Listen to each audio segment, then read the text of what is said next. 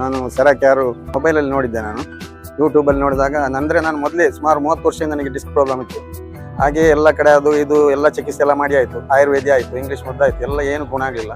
ಮತ್ತೆ ಹೇಗಾದರೂ ಬದುಕಬೇಕಲ್ಲ, ಅದಕ್ಕಾಗಿ ಎಲ್ಲ ಹುಡುಕಿ ನೋಡಾಗ ಒಂದು ಸೆರಾಕ್ಯಾರ್ದು ಒಂದು ಚಿಕ್ಕ. ಹಾಗೆ ಮಗನಲ್ಲಿ ಹೇಳಿದೆ, ಹೀಗೆ ಮಂಗಳೂರಲ್ಲಿ ಸೆರಾಕ್ಯಾರ್ ಅಂತ ಉಂಟು, ಅಲ್ಲಿಗೆ ಹೋಗುವಂತ. ಅವನು ನನಗೆ ಜೋರು ಮಾಡಿದ, ನೀವು ಅಲ್ಲಿ ಹೋಗಿ ಅದೆಲ್ಲ ಸುಮ್ಮನೆ ಎಲ್ಲ ಹೆಚ್ಚು ಕಮ್ಮಿ ಅದೇನು ಮಾಡೋದು, ಬೇರೆ ಡಾಕ್ಟ್ರಲ್ಲಿ ಹೋಗುವಂತ.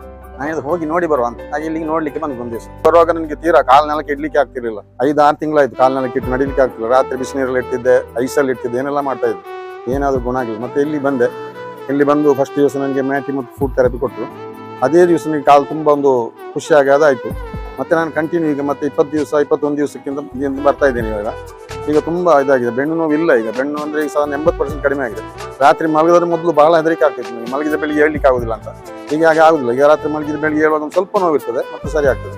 ಮತ್ತೆ ಕಾಲಂತೂ ಫುಲ್ಲು ನನ್ನ ಪೇನ್ ಎಲ್ಲ ಹೋಗಿದೆ. ಈಗ ಕಾಲಿನ ಪೇನ್ ಏನಿಲ್ಲ, ಈಗ ಬಹಳ ಖುಷಿ ಆಗ್ತಾ ಉಂಟು.